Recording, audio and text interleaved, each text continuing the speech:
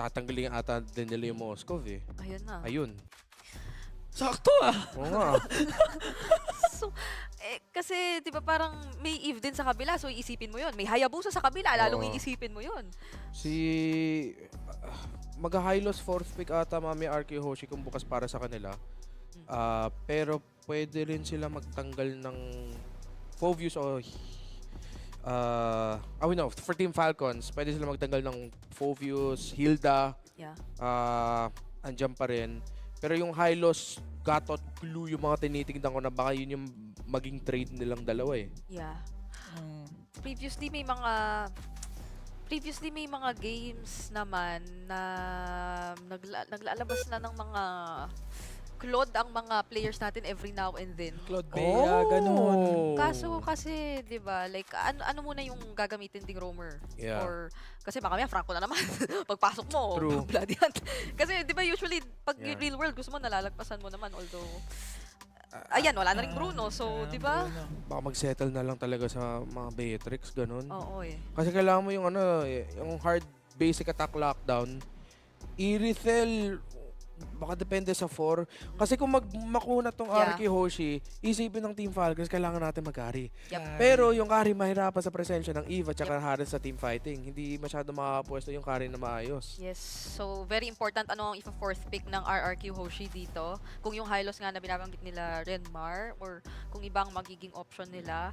But if gusto ng Team Falcons, iban, either yon or yung mga glue, pwede naman or they pick it up for themselves para yung Hayabusa mas mahirapan. Oo. Kasi magsisplit yung damage if ever din eh, di ba? Alam mo, even si Idok nga kanina, may dinebut na pick eh. Gumuyenebir eh. Ay. Laban sa Aurora, so parang at this point, ang dami talaga nilang options kahit may Yeah. Johed yung Team Falcons. Wala pang Tyrant pick. If it's not the glue, Hylos, Gatot, maganda yung performance ng badang niya kontra sa Onyx game number 1. Siya nga yung nag-MVP noon eh. Yeah. So, i-leave nila dito yung XP for last. Yeah. Team Falcons, hindi mo pata. Ikakari mo na ba to? Parang hindi talaga eh. Parang hirap mag-gari. Hindi. Ganda Parang ng draft ng Yo. Pattern arc. Even yung fourth pick nila, flex pa rin. Hindi mo pa rin sigurado yung Actually, XP lane yeah. matchup Kaya ako eh. naiilang eh. Nakakailang pumili. Kasi pwede mo rin gamitin yung ulti ng badang para makancel yung bato ng Johed eh. Oo. Para hindi ka lang mahuli. Yeah. So I think Falcons makukuha nila yung kailangan ng Revit eh. So baka mag-Hylos o Gatot. Sila nang mag-hilo. Then I'd want a Beatrix. Kasi kung ano yung isang pick? Claude? Oo. Parang ang tagal mag-scale. Sobrang pang late game yung scaling nila. Eh gusto ko yung medyo balance yung pag-scale. Okay. Ah, But Tagal-tagal to so maybe it's mobility talaga na i-invest na lang dito ng Team Falcons. They will be going with the Claude pero nakuha naman yung high loss so may sustain nga and revit. Ang bilis naman ng sagot. alam mo, naalala ko sa gantong lineup, ang sinabi mo talaga, Renmar, ang magiging crucial sa simula, even up until the mid-game, ay yung roam tsaka yung jungler ng Falcons. Kasi literal yan yung magtatawid Oo. sa kanila para kay Few at Super Marco. But ang worry din dito for this lineup, I'd say, ay ang lane matchups, no? Natitingnan mo, XP lane, Hylos CC, tapos yung sa gold lane mo, Claude Harith. So, Yeah. hindi magiging ganoon kadali yung laning for Team Falcons. Supposedly, pero tingnan natin kung magiging impactful ba yung rotations ng both sides para mapagana nila tong lineup na to na I feel mas kailangan maging patient. So, kailangan natin makita in action yung sistema talaga ng Yeah. Team Falcons. Ito yung mga drafts ng Arky Hoshi na kahit sa early game trading, pwede sila all-in na aggro eh. Yes, totoo. Ramdam ko na kung gaano kainit ang pwedeng mangyari for game number 1. So, immediately, papasok na tayo sa Land of Dawn. Renmar and Ingan, kayo na ang bahala. Battle of top 1 and top 2 para sa Group B. Maagang panggugulo ngayon ang ating nakikita sa badang ni Idok. Kaya TC masesecure pa rin naman niya yung purple buff niya. Tapos naparetry pa tuloy si Gal. Tapos mag-invade si Sushi Jin. Oh my. Tapos nag-invade kasi tama yung basa ng Arky Hoshi na magdo-double leash sila. So mawawalan ka agad ng orange buff si Kyle TZ. Oh, ang ganda ng pagbasa and even Dyren with the CC pick. Madadalian talaga siya sa matchup niya with the Hylos. And ang fear ko dito is if Team Falcons ay magko-concede na lamang sa mga neutral objective takes and eventually magbaballoon up yung lead ng RRQ kahit walang all-in clashes tayo na makikita. Maganda din naman. Oh, dito sa kina, mahuli ata dito si Captain Fiumat. Pero madadamage. Kyle TZ nakapasok pa. Rinse nag-flicker pero mahuli pa. First blood para kay Kyle. At pumasok na si Ogwen. Flicker, tas pa to. Mag-i-invade pa kayo. 2-0 kagad ang umpisa. Idok na lang ang makakakita ng pag-invade ng Falcons. Ang kagandahan sa ating lineup ay maganda ang pag-punish. Few, napakaganda ng call to use out the flicker at hindi makakabigay ng kill onto RRQ Hoshi. Quick response once again sa sinabi mong magtatawid sa Team Falcons for the early game. The roam in the jungle, the Jawhead in the Suyo making plays for Team Falcons. Medyo nadulas doon yung RRQ Hoshi. Ang linis na nung umpisa. Pero dahil nga doon sa sinabi mong pag-flicker out ni Few na hindi siya napitas, tas yung basa ni Ogo ni Kyle TZ na, uy, sige, samahan muna kita, ikot-ikot tayo. Makakahanap din tayo ng bawi at mahanap nga nila. Okay, so sila ngayon ang nagsisimula ng turtle. Maganda din ang pwesto dito ni Dairen! Ang ganda na magpapasok ni Idok! Nakuha pa nga ni Dairen yung unang turtle. Here comes the real manipulation coming in from Rin. Si Few nandun sa likod. At mabibigyan si Filipino Cannon. Flap TZ will fall down. Few might be next. Wala siyang flicker. At nauwigi shadow kill doon ni Sutsujin. And Rin picks up a kill. Saktong-sakto ang pagpasok nung badang na crowd control kagad si Kyle TZ. At dahil ginamit na ni Few yung flicker niya kanina, kahit lumapit siya sa laban at nakapag-damage siya, siya pa ang nahuli kasama si Flap. So, sa mga panahon na yun, dapat doon ang mag-ingat ang Team Falcons na yung RRQ Hoshi na to, wala silang takot talaga mag-trade. Kung ramdam nila kayang-kaya lumaban, lalaban yan. So far sa dalawang exchanges na nakita natin, pinapakita lang ng dalawang kupunan na pagtingin mo lamang ka, mag-isip ka. Oo. Hindi pa sigurado kanina yung RRQ Hoshi, akala nila lamang na sila sa unang clash na nalo Team Falcons. Kaya yung Team Falcons, akala nila easy turtle take. Ang ganda ng pagpasok once again ni Idok na so far nagiging isa sa mga standout players talaga ng RRQ Hoshi. Yan naman yung fist break, fist crack combination onto Ogwen. Pero nakabato! Parang opening ata to. Pero Ogwen unang tutumba. Trade naman para kay Idok. Kyle TZ pumasok nandun si Rins. Pero si Sutsujin parating na rin kasama si Toy. Maagang pagdalaw doon sa mid lane. Itong si Toy. Okay, RRQ Hoshi Team Falcons. Hindi lang back and 2 back and 3 back and 4th ang nakikita natin sa laban na to. Trade lang sila ng trade at ang double lane na yung dalawang gold laner Super Marco mahuli ata dito si Sutsujin. Nandun pumasok si Sutsujin at makakataka siya. Shadow out. Ibang klase din talaga gumalaw to si Sutsujin. Oo. Nakakamangha so far. Ang ganda na pinapakita with Hayabusa 2-1-2. And now, ang dami nilang binibigay na space para kay Toy. Not to mention, ay nabigyan din nila itong si Bulletproof. Yung roam tsaka mid, tumatambay na halos dyan sa top lane dahil si Toy ang kanilang kailangan i-activate. Ganda nung cut na ginawa nila na hinto-onti nila yung pagdepensa sa pag-push din dahil si Toy ay nakakuha ng shield. Idok ha? Gold. Idok? Ay, nasilip. Grabe. Ang ganda! Ang ganda ng pwesto niya. Sino makakaspat dito? Di ata nila alam. Madedeli ata nila si Kyle TZ. Mache-check niya yung bush. Okay na, knockback na. RRQ Hoshi, maganda yung pwesto nila pero lalapit ni si Flap TZ. Ito na yung paglapag ng F-Lex ng Glorious Pathway. Pero yung ultimate ni Rinse ay sakto-sakto. Pero si Kapitan Few ang naka-last hit sa Turtle. May shield yung Team Falcons. Lalaban pa sila, naghihintay pero sabi nila dahan-dahan lang. Ang ganda ng ng pagpasok doon. Parang may bato pa nga ata na magagana pero may fist break din na iba pa to. Etong si Idok. Clutch play once again from Few. Na-out-retry niya yung dalawang jungler, men, kahit wala siyang retry. Oo, ano yung bats? Paniki ba yun? Paniki yun Oo.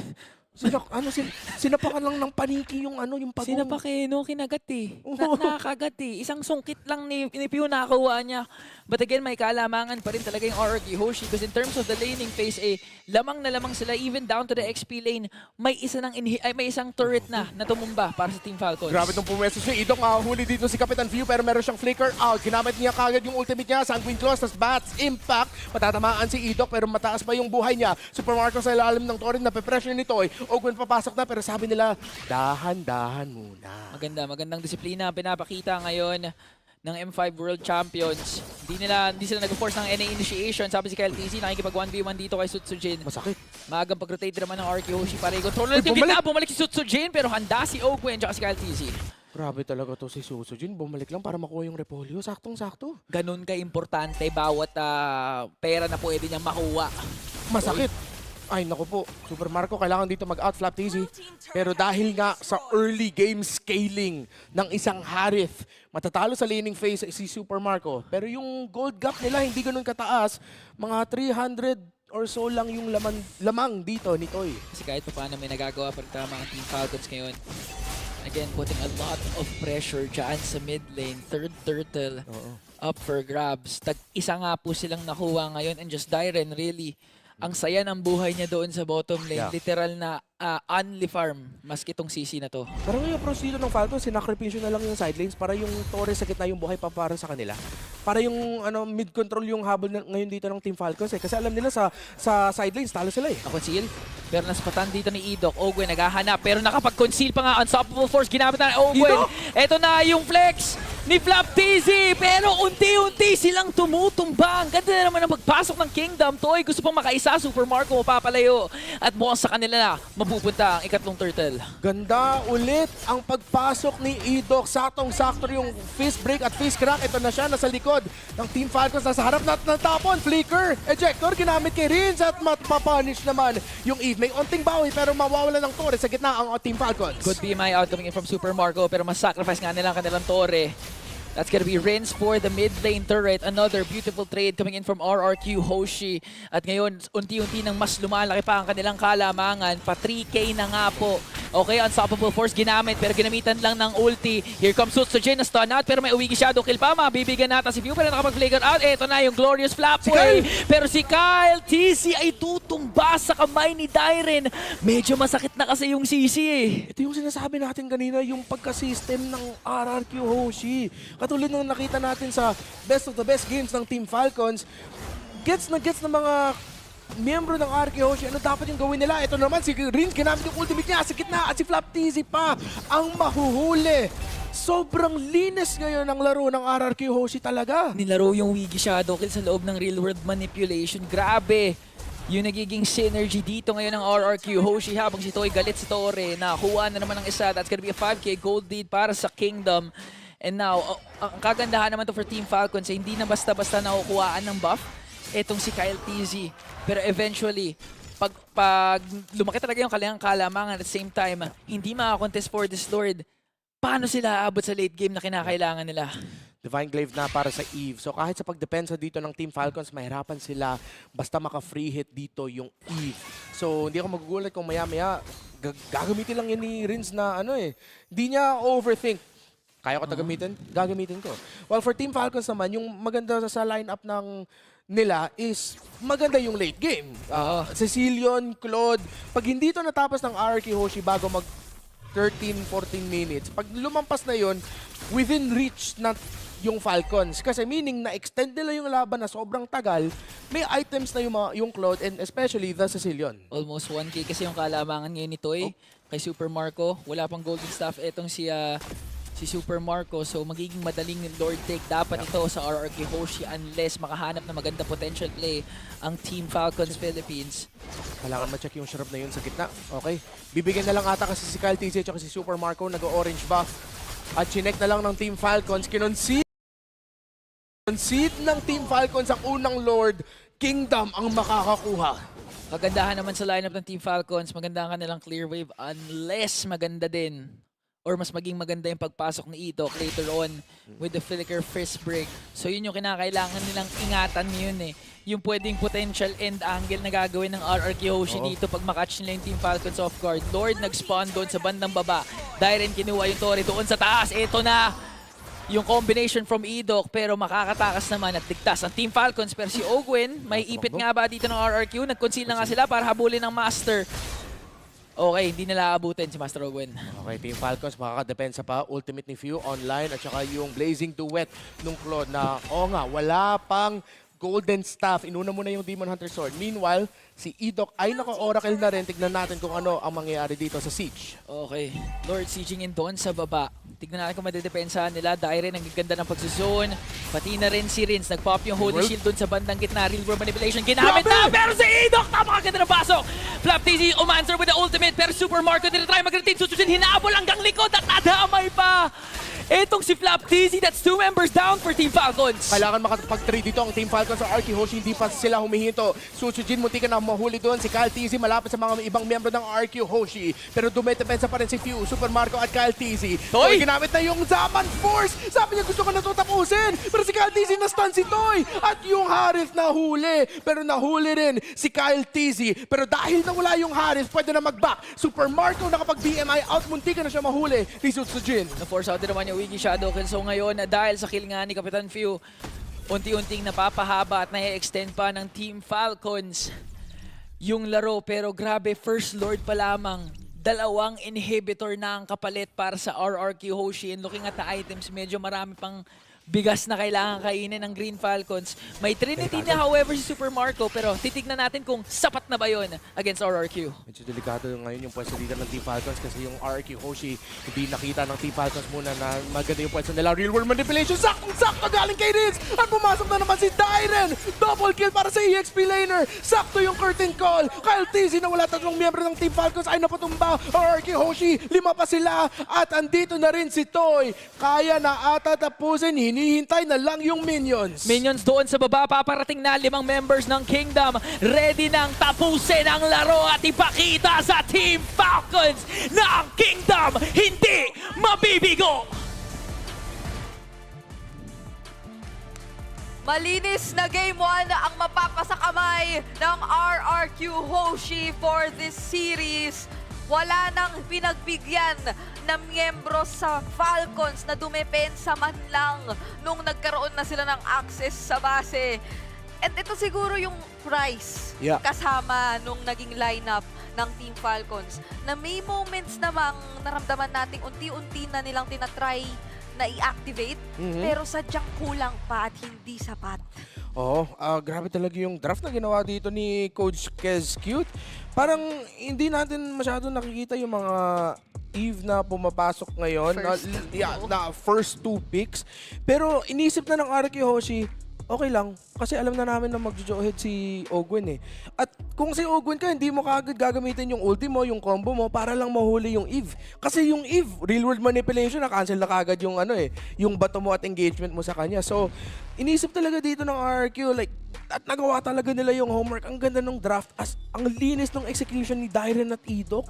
I'd say ang dami ring mobility sana ng Falcons, but it just so happens na yung RRQ, dahil alam siguro nila sa sarili nila lamang sila in all aspects, kaya nilang manggaling sa kung saan-saan. Yes. So sobrang naka-catch off guard na lang lagi yung Falcons na may biglang idok na papasok sa gilid. Di ba mga may isang moment, hinawakan niya lang yung purple buff na brush tas hindi siya umalis doon hanggang siya ma-spot siya. And nakita na siya but hindi pa rin naging enough. Hindi pa rin naiwasan ni Kyle TZ yung setup. Buti na lang nakuha ni Few yung turtle na yun but that can only do so much dun sa laban. Yung yung mga roamers ng Indonesia, kakaiba din talaga mag-isip. Oh. Kung usapang posisyon, roamers, Idok, Kiboy yung may isip mo, yung kakaibang angulo yung hinahanap. Naalala ko si Kiboy, pag gamit niya yung kalid, kailangan may mata ka sa likod eh. Yeah. At saka lahat ng ikot ng RQ Hoshi talaga nagre-revolve kay Sutsujin.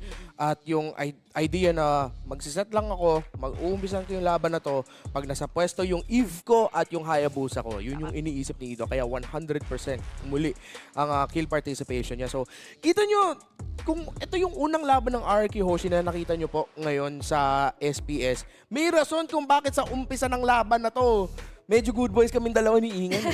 Kasi ang lupit talaga nila. Respect talaga to the max para sa RRQ. Oo. Kaya nakaupo ako ng maigi nung pinapaliwanag ko ang aking 2-0. kasi talaga yun, kumaga risk siya. But eto yung dahilan kung bakit kami kinakabahan sa sharing ito because RRQ Hoshi ay napakalinis talaga maglaro. And this guy ay hindi ko maipaliwanag kung bakit parang kahit Falcons na yun, hindi laging ma-timingan yung blade search para ma-stun siya sa pagpasok. Hindi laging masakto yung ejector or yung unstoppable force para mahuli siya at mailang si Sutsujin. Bakit laging ganun yung pasok ni Sutsujin? Yung synergy din kasi ng buong RRQ eh. Hindi na lang si Sutsujin yung kailangan na lang isipin maski yung angulo ni Idok, yung parating sobrang crucial na timing ng RWM ni ni Rins. And kung Oo. napansin mo yung kill participation nito, ang dami nilang kills pero 100%. Oo. Oo. Grabe! Always siyang nandun. And sobrang accurate nung sinabi ng casters natin na feel ko kung ikaw yung Team Falcons, dapat mas maging mindful na kayo. Basta naglapag si Idok, laging kasunod niyan si Rins. Yep. And Oo. interesting yun kasi kahit nasa inyo na yung high loss, kahit yun hindi nagiging enough para makatakas kayo sa dami ng Yeah. pressure. Yun yung naging observation ko sa panood ng mga laban ng RQ Hoshi. Kung meron kang isa nakita, sure, merong at least +2 na dyan. Yep. Hindi lang yung +1 ha, kasi madalas yung mga ginagawa nila na Ayan, no? ma-agresibong positioning. Meaning, gusto nila laging 3 versus how many man yung makita nila. Grabe. They're willing to take 3v1, 2, 3. Pag 4, medyo magbaback na yung RQ Hoshi. Pero again, linis lang talaga. Kita mo talaga yung confidence and yung sinabi mo, ingat talaga, the keyword, synergy. Man, Synergy. nakita mo yung pagpatay ni Sutsujin kay Flap? Nag-dive siya, Wiki Shadow Shield kay Super Marco hanggang base. Tapos nadamay si Flap, umuuwi lang, nadamay ng Shuriken ni Hayabi. Yes. Oo. Ang lala ni Sutsujin! Sobrang lakas ng ipinakitang gameplay dito Yeah. ng RRQ Hoshi. At ito siguro ay kailangang i-reconsider ng Team Falcons heading into game number 2, especially in terms of draft. Pakiramdam ko, lahat naman ng teams mahirap kalabanin pag snowball. Pero isa sa biggest na naging growth ng RRQ Hoshi, I'd say, ay kapag ka nakuha nila yon, mabilisan at decisive na close out na ng game. Yeah. Yung ginagawa na nila towards the end, na hindi na kayo bibigyan ng chance at all, even with your scaling lineup, or especially with your scaling lineup, Yeah. na maka-bounce back.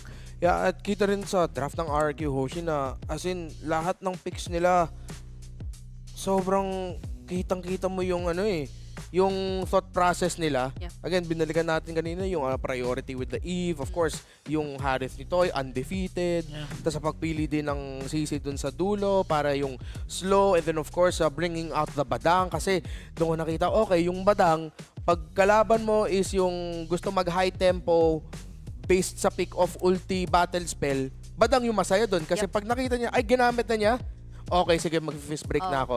Or, ako yung na-crowd control, okay, fist break para ako hindi ako mapatay kaagad. Sa totoo lang, mukha lang siyang simpleng question and answer Oo. or counter sa counter No. na draft from RRQ Hoshi. Pero pinag-isipan nila na maigi to. Like, na-foresee na nila yung mga paparating na picks. Kahit mukha siyang simpleng CC sa high loss lang. Or kahit mukha siyang simpleng hayabusa sa pangpigil ng mga marksman lang. And isa pa yun, I think, di ba? Parang napilitan si Super Marco na sobrang mag-ingat sa pick Oo. na ilalabas niya eh. Tapos naging napaka-expensive nun for them. Very unusual to. Hindi si Master Ogwen ang nakakapag-set up ng tempo even on the jawhead. Oo. But it was clear. Saludo kay Coach Kezcute for this game. Yeah. And nagno-notes na si Coach Treb for Oo. sure. Nagno-notes na yan. Mag-iingat na yan sa next draft natin. Medyo pinakita ng RRQ na talagang kilala nila yung Team Falcons even down to the very first buff. Mhm. Nakapag-invade na kaagad sila. And at the same time, alam nila yung Team Falcons kung gaano nila binibigyan importansya yung gitna. So, pinanish na lang nila yung side lanes. Yep. Sulit na sulit yung pag-punish nila sa side lanes. Yes, I agree. Ito po ay literal na testing para sa Team Falcons na dito talaga tayo magkakaalaman.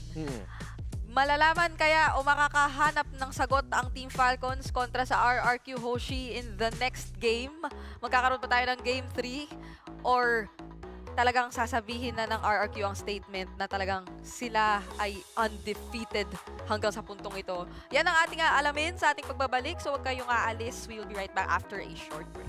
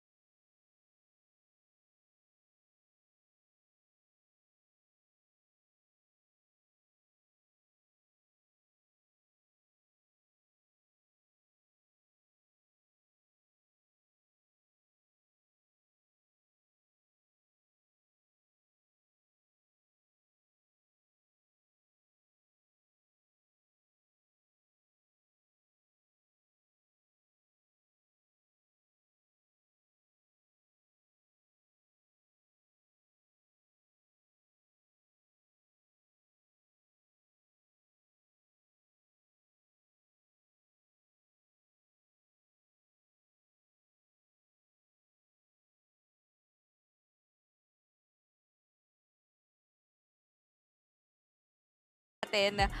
But if you are in their position, no, ito na yung chance nyo, di ba? I-suggest nyo anong mga tingin nyo dapat na nilang gawin heading into the second series. Kasi parang ang dami mong kailangang respetuhin sa RRQ Hoshi. Ako, isa na dyan, makasecure si Marco ng talagang Marco specialty na hero. Na makakasabay sa kahit magharit pa si Toy. Yun. Actually, Kasi yung drafting pattern ng Team Falcons, parang yung game plan nila at personally wala talaga akong problema sa mga game plan na medyo mid to late game or sobrang late game talaga yung habol nyo kung alam nyo yung wait. Uy, si Hazel papasok. They're bringing Hazel for Susujin. Teka lang. Hoy! Kasi sa base sa points ata, secured na, no? Na top 1. Kung di ako nagkakamali, kasi dapat sweep, if I'm not mistaken, This yung one. habol dito ng Team Falcons. Oh. We'll see. Let's not confirm anything. Yes. Ano pa Not yan? confirm anything just I-double check pa lang natin. Oo. Babalikan natin after siguro na ng game na to. But Hazel.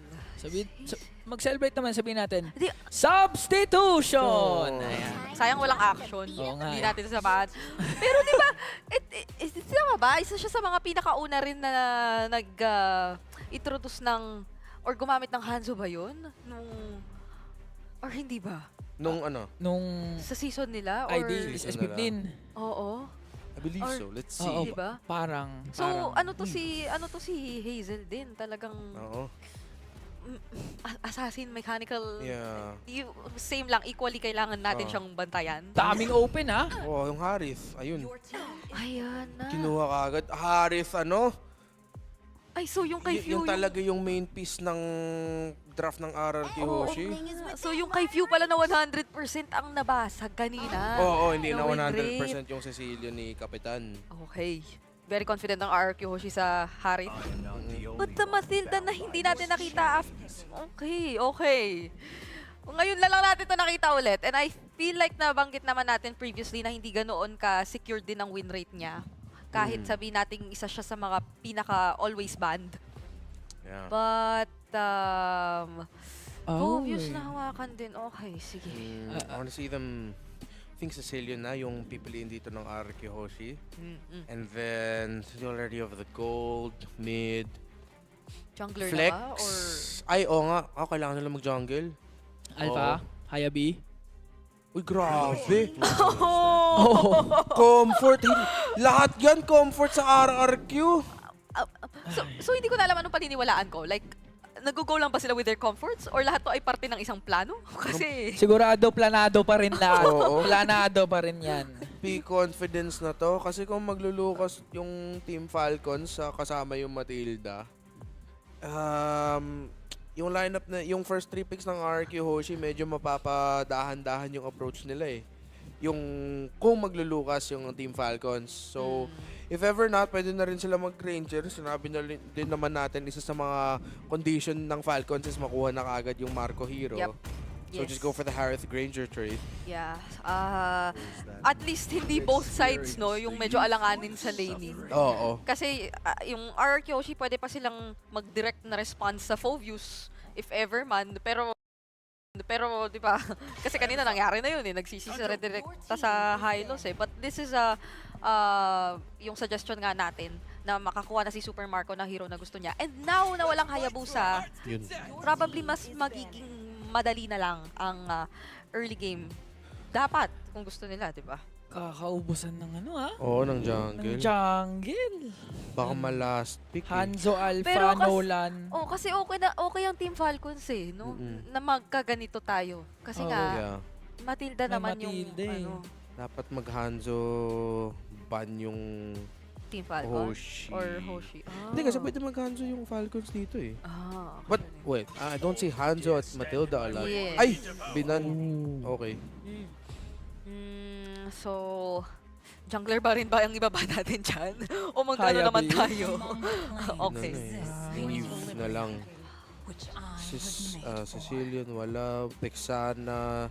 Jushin na lang may iwan. Pero yung Matilda Jushin sa gitna, medyo Even the Farsa ba? hit or miss eh. Gusto mo sana Parsa Burst kaso Oo. yung Wala eh. Ceci Franco.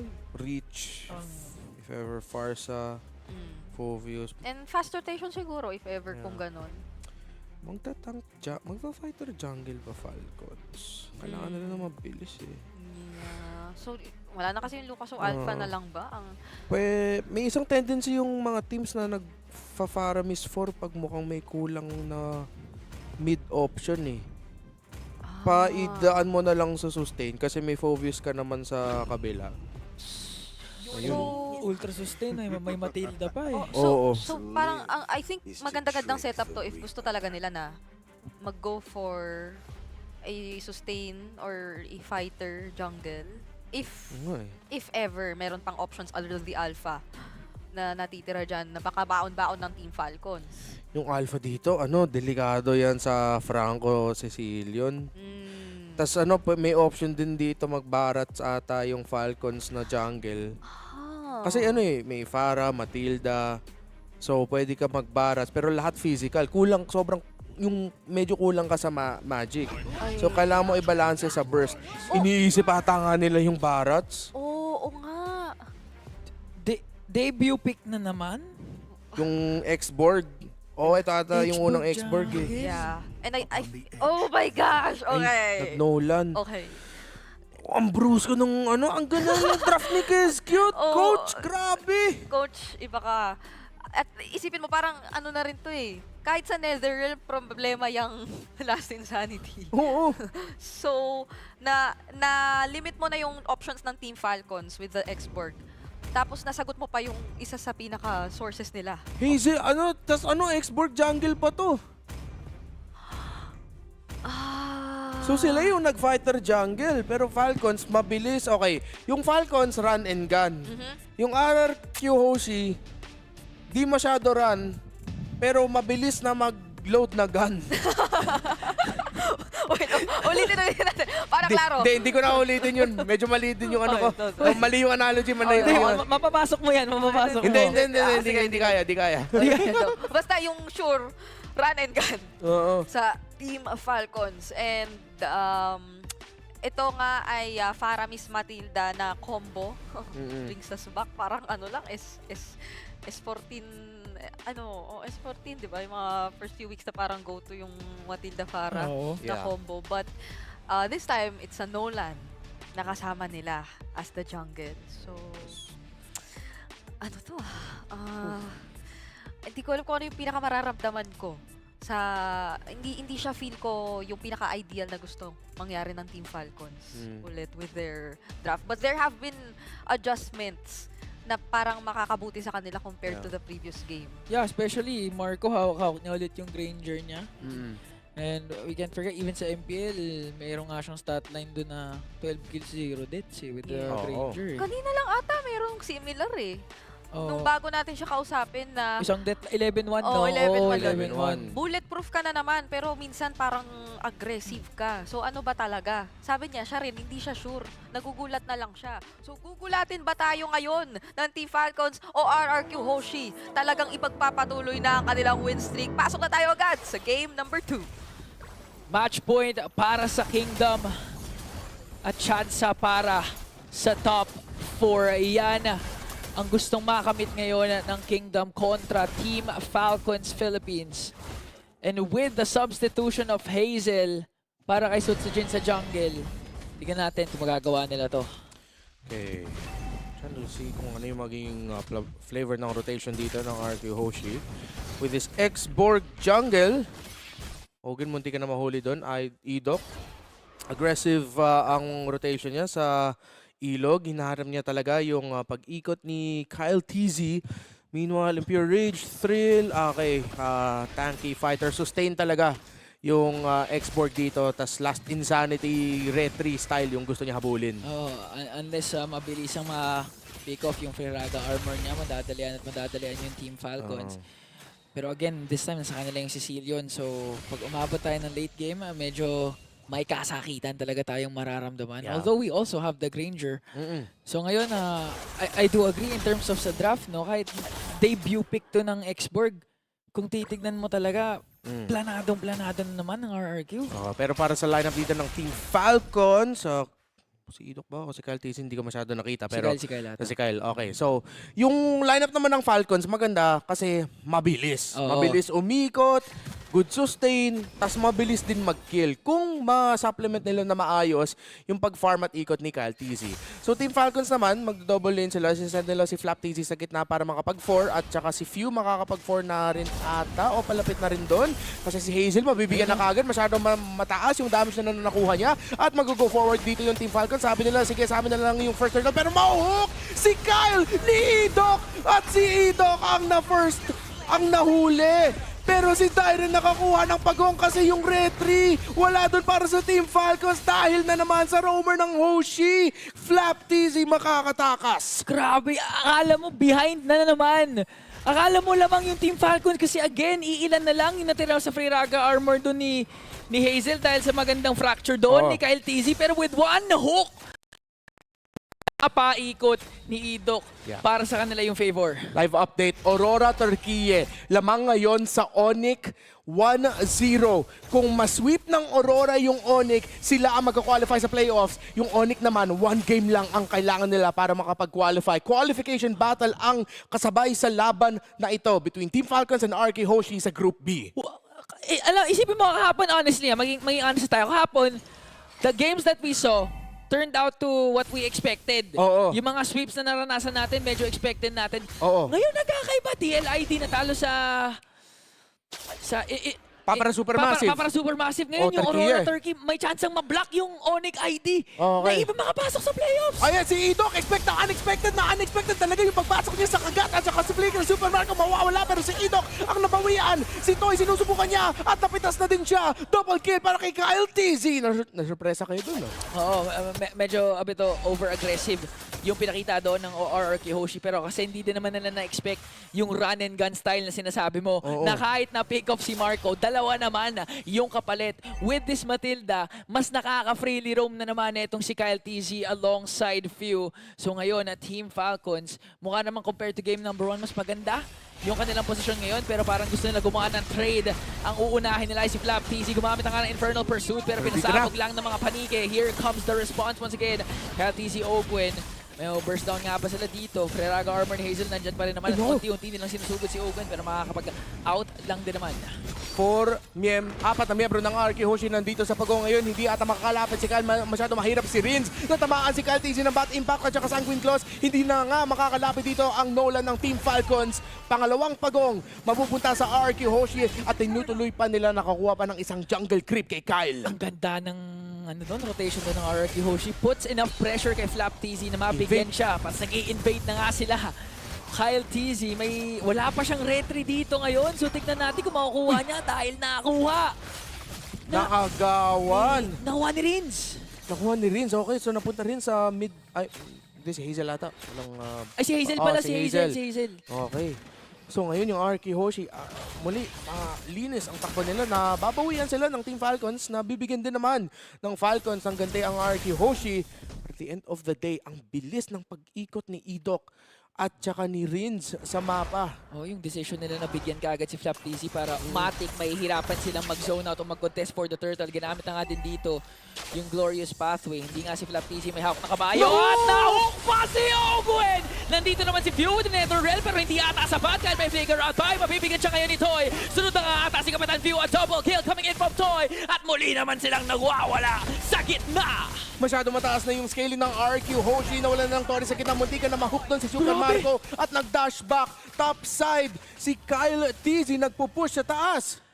Ang trigger happy ni Idok, men. Pagkatapos niya gawin yun kay Ogwen, tapos nabigyan nila si Few, nag-flicker hook pa siya palayo, ay papasok. Oo. Buti na lang ngayon wala silang nakuha doon, pero ganon ka-confident ngayon etong si Idok with the comfort pick na Franco, pinapahirapan yung Team Falcons.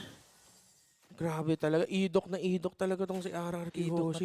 Idok versus idol ng mga kids eh. Idok, oh. Oo. Team Falcons. Okay, tignan natin kung madedepensa na lito. Grabe na! Sabugad ka agad! At nakapag-winter crown pa si Idok! Toy! nasa ilalim na ng Zaman Force yung mga miyembro ng Team Falcons. Dalawa kagad na wala. Kyle TZ mawawalan na naman ng purple buff. Ogwen, Hazel? last insanity ang makukuha niya sa ilalim ng tore. Sa gitna, Kyle TZ hindi mapoburst. Si Hazel, walang hinto. Ang ikot at ang agresibong galaw ng RRQ. Di pa naging sapat yung burst ng Nolan ni Kyle TZ. Ngayon na maganda yung pag-abang niya pero wala siyang retribution. Tignan natin kung makakahanap sila ng angulo kasi Kyle TZ pumasok na naman at makakuha pa rin ni Hazel ang pagong na iyon. But again, ito na yung sinasabi niyo ni Bri tsaka ni Redmar. Ikaw pa si Redmar. Hello, ako po si Redmar. Kayo ni Bri kanina na si Toy, yung harit niya, 100% win rate, tas sumasayaw lang sa gitna. Talagang mina-micro yung Team Falcons. Ibang RRQ Hoshi na ang napapanood natin. Ang nakakalaban ng Team Falcons ngayon. 4,200 ang lamang nila, 7 minutes and counting. Team Falcons, yung condition nila para makakomeback ay accept the fact na Super Marco na lang talaga dapat ang bigyan nila ng gold at espasyo. Pero paano yun? Kung yung RRQ Hoshi sobrang bilis umikot, hindi makakahook doon si Idok.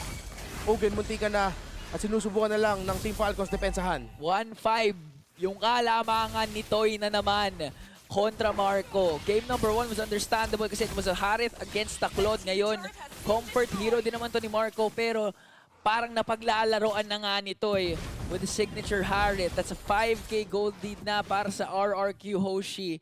Kanina game number 1, unang Lord na nakuha nila was able to take down 2 inhibitor turrets. At kung tumuloy-tuloy yung momentum ng RRQ Hoshi, baka ganun na naman yung resulta. Masakit na rin yung damage dito ng Sicilian. Si Rins ay first item pa lang nag-elegant gem into glowing wand. 1,300 yung lamang niya dito kay Few na nabuo na rin yung enchanted talisman. Pero yung genius wand yung next na habol niya. Nagulat talaga ako dun kanina na si Idok. Grabe, first item niya winter crown pre. Kaya sobrang agresibo niya, confident niya kasi alam niya kung mahuli man siya, meron na siyang winter crown, buhay pa siya eh. Tapos yung maganda, pwede siya mag-hook, tas kagat, tas habang kinakagat, pwede siya mag-winter crown, hindi yun makakancel eh. Kasi mo kumakagat tas nilalamig, Oo. okay na okay si Idok ngayon at kaya niya gawin yun kasi again nasa kanila yung Hylos na naka-revitalize and nag-opt sila for a fighter jungler. So hindi niya necessarily kailangan promote. Kahit from the back lang siya dahil sa reach niya, nagagawa pa rin niya yung trabaho niya. Pero ngayon RRQ Hoshi, malaki ang hold over the first Lord dahil magaganda yung pag-zone. Alam ni Ido kung nasaan si Kyle TZ. Walang contest na magaganap and another beautifully executed play from the Kingdom. One-man army. Zone out. Nilalabas dito ng Franco ni Idok. Again, ito talaga yung isa sa mga signature hero niya. Hindi lang dito sa SPS pero sa career niya ever since na mas madaming tao nakakilala sa kanya nung MPL Indonesia Season 14. Team Falcons, dedepensahan nila yung purple buff at saka yung Tori nilagay sa gitna.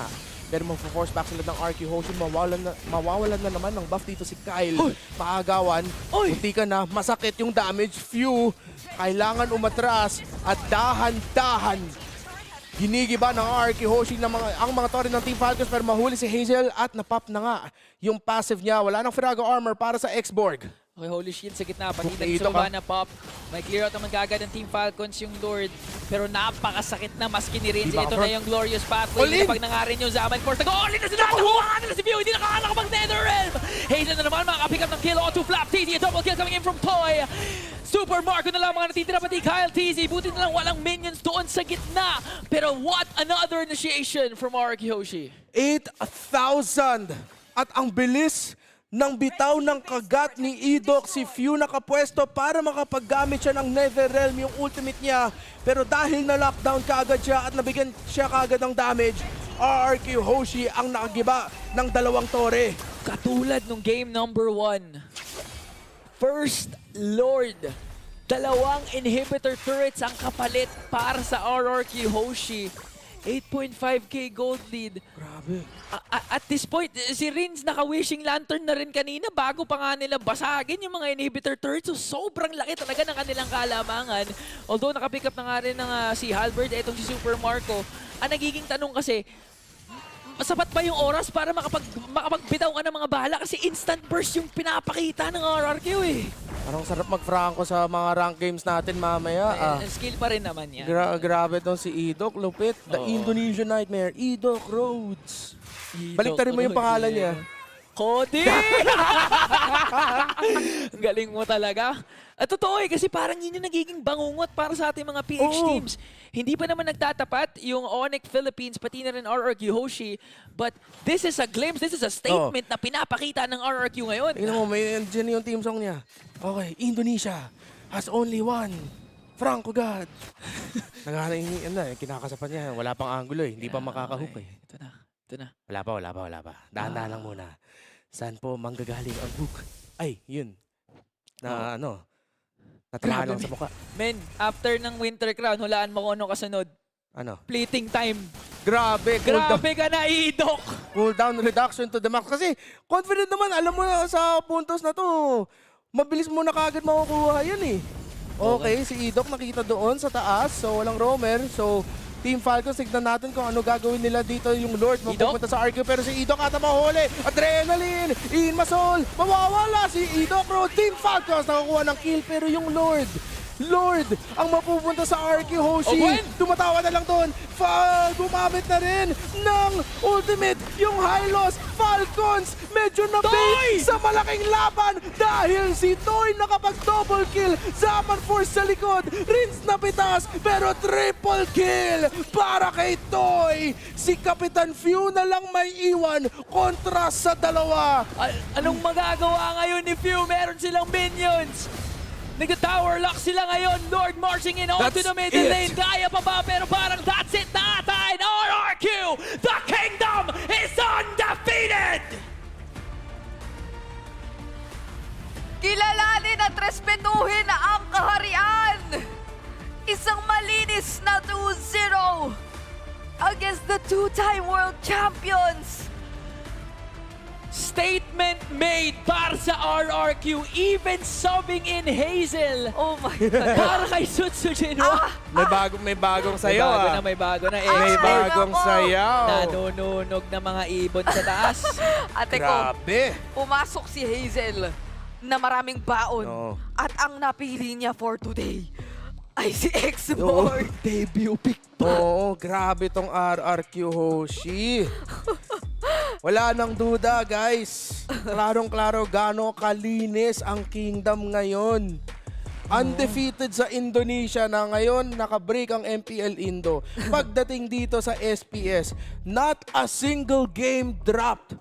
Pagdating sa group stage, 5-0, instantly pupunta na sila sa semifinals pagdating ng playoffs. May na-realize ako. Oh. So magtatapat lang talaga ang isang way lang magtatapat ang Onyx tsaka RRQ. Oh. Sa grand finals lang. Oo. Kasi bawal sila magtapat sa semifinals eh. Oo. Hindi na. Di na kasi number 1 locked in na ang Oo. Onyx Philippines. Locked in. So if ever Onyx Philippines at RRQ man, if ever lang, yun ang magiging grand finals natin, doon na yung kaalaman na face ng storya nilang dalawa. Will Idok Rhodes finish the story? Tsaka kung sumusubaybay kayo sa ibang stream, magkakaalaman na rin tayo kung may chance ba yung Onyx Esports din na ma-redeem ang sarili nila. Ay, oo, kasi nag 1-0 yung Aurora. So pwede nyo rin silipin yun guys, for sure. Yeah. Pa-comment naman sa comment section namin para updated din kami. Kasi alam na natin RRQ 100%. Yes. From undesirable to undeniable. Top 1 sa grupo, instantly locked in for the semifinals. Pero may isa pang team, non-APAC team na may chance na makapasok. Pero balikan natin yung laban na to. Yes. Kita naman na, ang linis ulit. Idok, Brins, ang lupit nilang dalawa. Ang lupit nilang dalawa. Major turning point was set up by Idok. Literally yung nag-try mag-fracture si Kyle TZ doon kay Hazel. Halos kapiranggot na lang yung Freraga armor, napabak yung RRQ. Pero dahil sa isang hook ni Idok kay Kyle TZ, from then on, hindi na nakabawi ang Team Falcons. Siya yung the man with a million hooks. The man with a million hooks eh. Your worst nightmare. Lahat na. Ang dami mong nickname pwede ibigay kay Idok. Yung tipong hindi ko alam kung si Kyle TZ ay nagdalawang isip na talaga na, Coach, ano na bang ipipick ko? Nag-X-Borg sila. Parang na-foresee nila na baka Barats to. Or ano ba, ino-Nolan ko na lang. And they went with the Nolan Yeah. na clearly, yung pinaka kinayang gawin na lang kanina, mag-angat ng waves, Oo. mag-manage na lang ng pwedeng pressure na gawin ng RRQ Hoshi. Kasi basta't nakatayo si Idok. Oo. Kahit nakatayo lang siya. At saka hindi lang sa Idong, may something talaga ngayon sa RRQ Hoshi na parang hindi ko alam kung ano yung mga sinasabi ng coaching staff nila sa Yes. kanila. Pero parang nakita natin yung nakikita ko ngayon sa RQ Hoshi, yung parehas na kutob na nararamdaman ko nung naalala ko yung peak super fam era ng Onyx Philippines. Yung tipong na gets lang talaga nila yung laro ng MLBB as a team tas as individuals na okay, ako basta nandito, okay lang yan. Basta makuhook yung Franco, go lang, laban, Yeah. walang parang nakita natin yung team na purely instinctual yung galaw nila. Yes. Hindi na sila nag-overthink. Basta mahook ko to, okay na to. Oo nga Tapos nandyan pa ang ating MVP na si Dairen na lagi na lang kapag nagtatry ang Team Falcons, mabuhay Yun ulit. May Netherrealm. Wala, may Glorious Pathway pa din eh. Pinakitaan niya si kuya mo. Plap! Oh no, yung The Glorious Pathway natin. Oo nga. Siya din dapat matawag na Glorious. Guys, sa mga nagtataka dyan, baka sabihin nyo, mali yung graphic. Nag-wind talker talaga siya sa dulo kasi Oo. nag-tower lock siya eh. Oo. Tingnan nyo, laging nakadikit yan si Dairen sa Team Falcons. Yeah. Laging nakadikit yan. So, kung ikaw ang Team Falcons, kahit sino ka pa dyan, mahirapan ka talaga. May ilang ka na. Magbato ka ba ng skill? Tumakbo na lang. Kasi kahit yun, ide-deny dito ni Dairen eh. Tulad na lang nito, tingnan mo, gaano kakitid yung lugar na yan, hindi makagalaw ang Team Falcons. Kahit akala natin, sila na yung may advantage doon. Kasi sila naman yung nag-set up ng team fight. Grabe yung playstyle talaga nila. As in, walang hinto eh. Yep. Kahit na sabihin natin nakabawi naman yung Team Falcons, especially yung mga sitwasyon na nakabawi sila. May something laging ready yung RRQ Hoshi eh. Late entry, yung tuloy. Parang na-bait out nga dito yung Team Falcons. Nung nampitas nila si Idok, parang medyo natagalan dun sa area ng jungle, nakatakbo kaagad ang mga miyembro ng RRQ Hoshi. Tapos kita-kita mo talaga yung asaya nila. Parang ang vibes nila ngayon, ang sobrang confident lang. 100% pure confidence. So, kung kayo ay haharap sa RRQ Hoshi, mag-isip-isip kayo kung hahayaan nyo yung Harit. Oo. Mag-isip-isip din kayo kung sino yung paghahandaan nyo. Kung si Sutsujin ba or si Hazel. Kasi either of the two, kayang-kaya nila mag-perform kapag nilagay mo sila sa lineup. Parang hindi ko kasi nakita yung yung Aurora Oo. Aurora versus RRQ. Pero kung titignan mo yung mga ginamit ni Itoy, puro Harry tas Granger. Yun pa lang yung nagagamit niya. Wala siyang nagamit na Irritel Moscow or anything. So parang, di ba siya nare-respeto sa drafting phase? I think yun na yung isa mga bagay na dapat tignan talaga ng teams going up against it. But then, I think ina-accept din ng mga ibang naging kalaban nila is, okay, problema si Toy. Pero honestly, malaking problema din kasi yung gitna ng mapa eh. Which, Lalo si now, si Idok, Rins, yung combination nila. Kaya, tingnan natin kung ano yung magiging sagot ng mga ibang teams dito sa RQ Hoshi. We are potentially witnessing a very special team, not gonna lie. Yep. Ito ay road to historical streak na naman. Oo. Actually. Para sa RRQ Hoshi. Pwedeng sila ay makapag-establish ng isa na namang record, 'di ba? Na parang lagi nating maaalala pag usapang streak, usapang record yan, SRG, yung Pilipinas. But ito ay isang bagay na matagal na talagang hinihintay ng mga Indonesian fans natin. Oo. Ang pagkakataon na may isang kupunan na talagang magdala sa tuktok na naman ng kanilang pangalan. And it's something na pwede mo namang ma-recall for Onyx Esports, di ba? TLID, even. Pero nabibitin ng konti pag nasa dulo na. Yeah, by the way, may may parang prequel na to kasi nung sana hindi nakalimutan ng mga tao yung naging run ng RRQ Hoshi naman sa M6 World Championship. Yung unang team na makapag-qualify sa knockouts, RRQ, undefeated sila noon.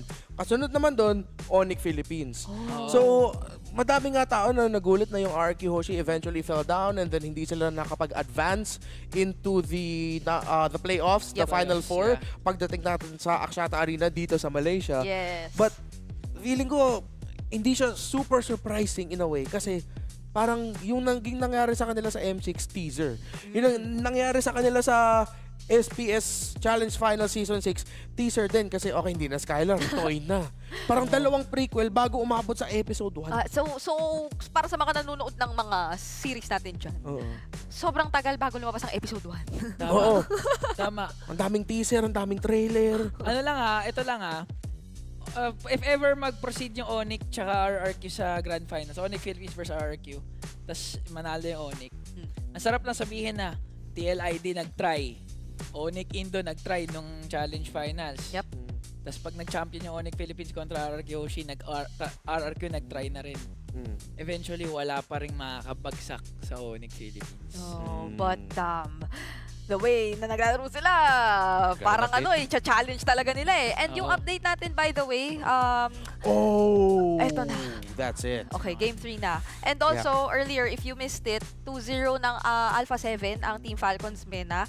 So, makaka-exit naman kahit papano ang Alpha 7 na may panalo. But unfortunately, Team Falcons Mena, aabangan natin sila sa kanilang susunod na pagbabalik. And for C-Stream, ito po ang nangyayari. Dahil sa resulta na po yan, kung di ako nagkakamali, that means, katulad ng sinabi natin, Onyx Indonesia locks in their playoff slot.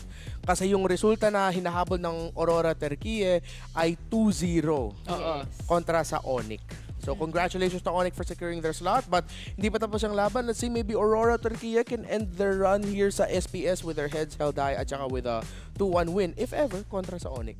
Yes, the last hope of a non-APAC region na umabot sa ganitong point na nakapag-exit pa with a win against Onyx Esports. Diba parang ang laking bagay nun for them, if ever man, na alam ko lahat kayo ay nakaabang na dyan. But since ganito na nga ang sitwasyon, so we are again left with PH and Indo teams. Tama ba? Para sa ating playoffs. Sa Kaliman. 2 against 4. Oo. 2 against 4. Yun ang masasabi ko. So it's TLID, Bigetron, RRQ, Onyx. And Onyx Philippines, Team Falcons. Team Falcons. 2v4 na yan 2v4 na yan. 4 teams doon ay Indonesian teams at 2 ang representatives natin dito sa Pilipinas. Pero lahat ng mga nagiging laban so far, kumbaga yung teams natin habang tumatagal, nakakapagpainit. So even yung kahit sabihin natin surprising na naging loss ng Bigetron nung day 1 or yung mga umaabot na game 3s between Onyx and TLID and the like, na siya, hindi mo masasabing sobrang consistent na ganun. Even, actually, naalala ko lang bigla, TLID din, kanina lang, medyo nabigo eh. So parang hindi ka talaga sure, actually, sa magiging performance ng teams na to for playoffs. So tomorrow, yung rest day, quote-unquote, ay very important for them to prepare. Kasi yung seeding, may establish na eh. Alam mo na mamaya sinong kalaban mo eh. Speaking of seeding, pag nanalo yung Team Falcons sa first round ng playoffs, ang next nilang katapat ay Onyx Philippines. Ay. Wait, kasi A1. A2. Hindi, B1 versus A3. Papakita ata natin yung bracket mamaya eh. So, walang visual So, guide, mahirap to eh. Ang tagal kasi nung isang match eh. Oo nga eh. Nag-game 3 pa eh. Nagabang na tayo eh. But yun po ang sure tayo. Talagang 2 days rest, Onyx Philippines, RRQ. Lahat ng pahinga, lahat ng chill, well-deserved. Sobrang ganda. Ano kaya nangyari kung nagka-group yung dalawang yun? Sasabihin ko na, Direk, pwede ata tayo mag-cast ng game 3 na yun eh. Okay lang eh. Kasi sabay na natin si Brigida. Parang, Teka, imbis na hintayin natin, try, cast na lang din natin. Englishin mo para maintindihan tayo. We are willing to cast the last game of Onyx versus Aurora. If you guys want. is it still ongoing? Kasi maghintay pa tayo. Buong panahon para matapos yung laban. Pero I think let's see. Ito guys, may mga matatanong lang talaga ako sa inyo. So far, ano yung pinaka-favorite nyo naging moment? Sa buong takbo ng Sa buong group stage. Group stage. Ako masasabi ko na yung sa akin ako muna. Yung ginawa kanina ni Kirk, sa Kalea, tsaka ni Super Friends, na dinala nila si Annabelle.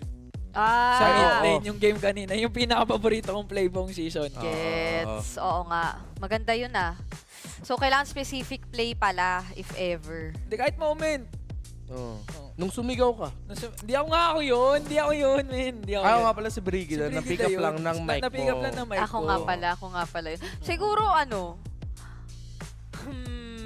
para sa akin yung mga naging M-Series rematch nung day 1. Oo, ang dami ka agad eh, no? Ah. Tapos hindi nag-disappoint kasi Oo. yung sa TNID tsaka sa Falco, saka sa Onyx, 3 games. 3 games. Oo. Yun, di ba, Grabe ka. nung day 1, kasi 4 rounds yun eh. Parang, out of 12 games, 4 doon yung nag-game 3. Tapos napunta pa dito yung 2. Oo. So, parang sulit na sulit yung mga rematch natin. Naging masaya yung mga storyline. For sure, nag-enjoy din yung mga viewers. Siguro yun for me.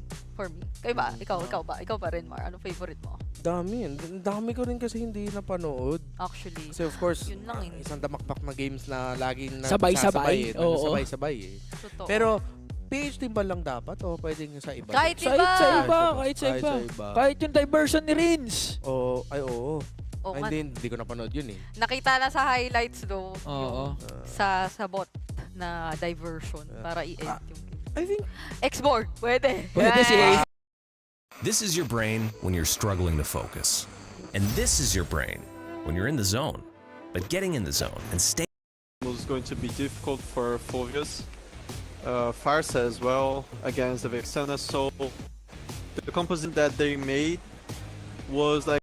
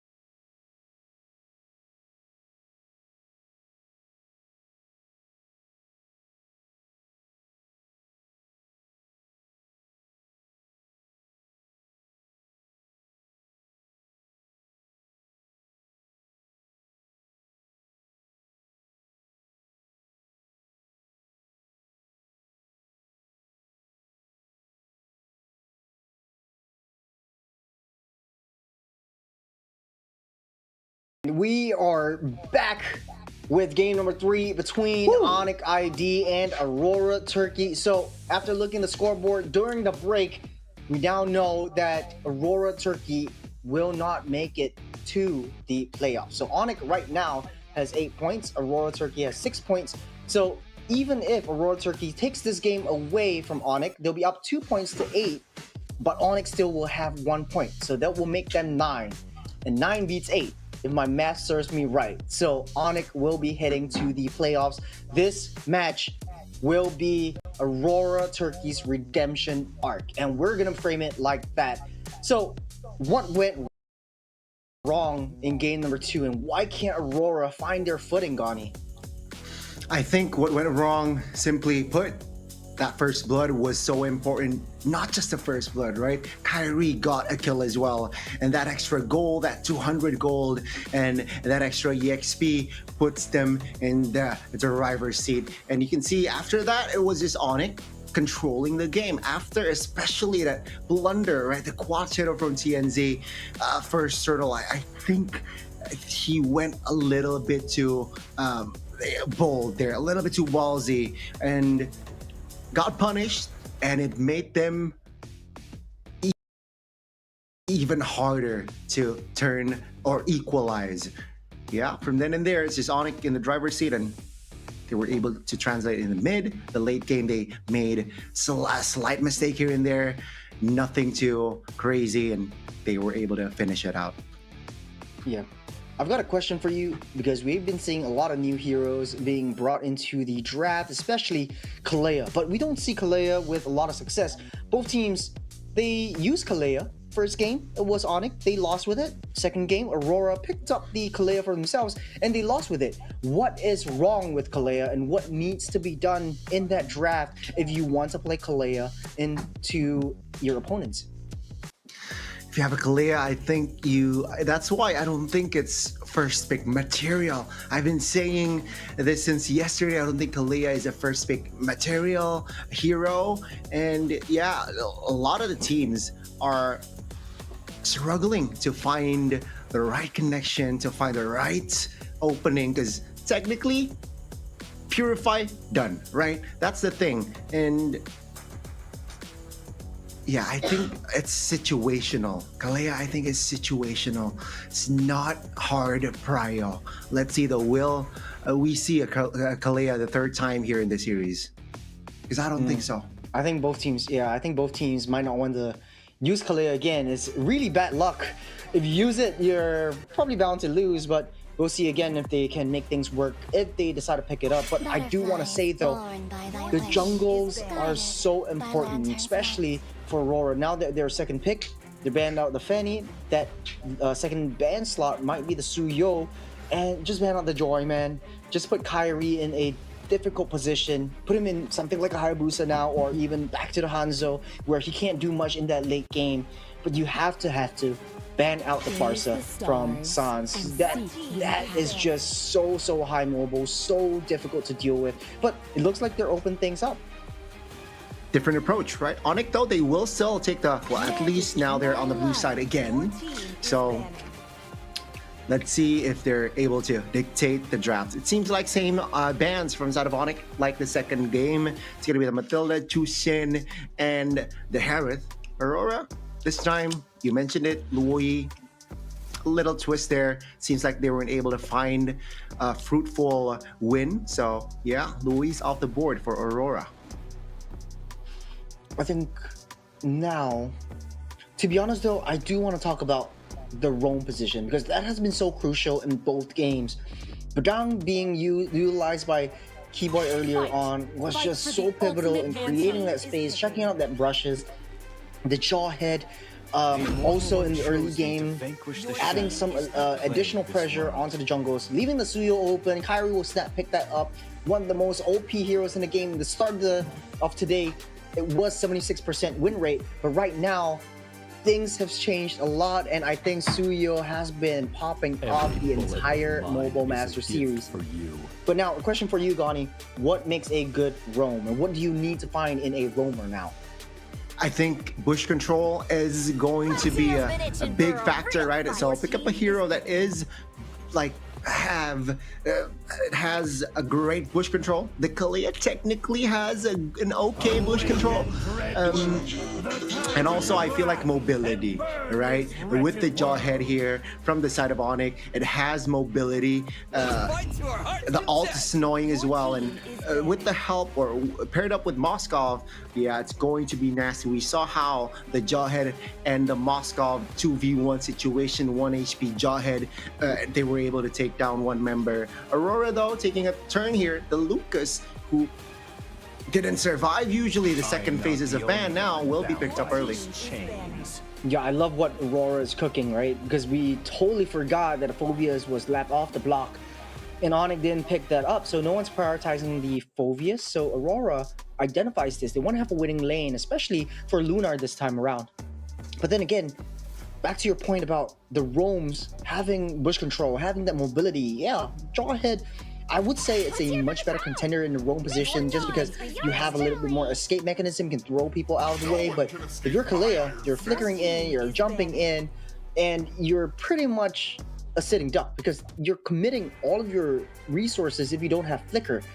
And I think that is what makes or breaks great Kalea players. Make sure that you go into brushes, set up for the rest of your team, make sure you secure that kill before you run off. But Aurora Turkey in the previous game, game number 2, was not able to find that.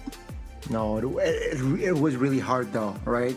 To at least control the, let's say, the important bushes, providing vision as well, as was really tough for Apex. Though this time with the Lucas, let's see the Kalea connection here, right? CC banned out, so they're predicting that this Lucas is actually going to the jungler position, though it's a 50-50. They will also limit a Hayabusa. But this leaves the Joy open, so TNZ could pick that one up unless he wants to go Lucas jungle. Might be a huge possibility. And Rosa's picking up the Valentina to prevent Sansa's Feather Airstrike double dashes as well, but you don't really have a huge reliable source of stun. But that is where Apex 47 will come in. So it does look like Sans might be going for the Farsa once again. Keyboy going into the Jawhead. So what's left in the EXP lane should be maybe a glue once again for Ryota. I don't mind the glue. Ooh. Sicilian though, right? They're taking a risk here on it. Moskov takes time. It's gonna be the high loss for Ryota here. He wants to be a rock right in that EXP. And let's see here, Aurora, will it be Lucas Jungler or Lucas EXP? The Valentina pick though, we gotta mention, right? It's also a deny counter for that Lucas, because sometimes Valentina will definitely be in the on the opponent side if you pick up a Lucas. And yeah, that's a good deny pick. And let's see here, Lucas Jungler or Lucas EXP. Looking at this composition, prefer it to be in the jungle position. So no, instead they will put this Lucas into the jungler, into the EXP. Hanzo will be the answer. Really scary. I think this is going to be a very interesting draft or interesting culmination of our 3-game series, our first and last 3-game series of the Mobile Masters, at least in Stream C. But I gotta say, Onyx ID's draft looking hella juicy. I think it's easier to execute. I think that they might have an easier time. On the other hand though, I don't really like the Hanzo as much, but this is just a personal preference. It clears the jungle pretty decently quick, but it leaves you open if you don't snowball in the early game.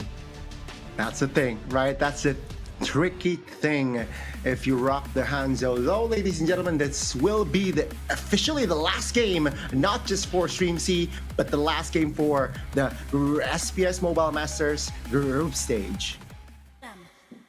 We're jumping into Land of Dawn, boys and girls, ladies and gentlemen.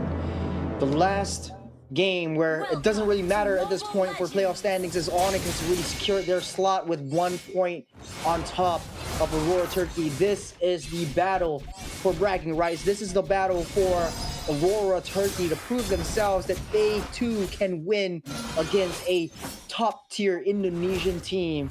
And Gani, you're Indonesian as well, so what is your feelings and thoughts on this if Onyx ID loses to yet another Turkey team?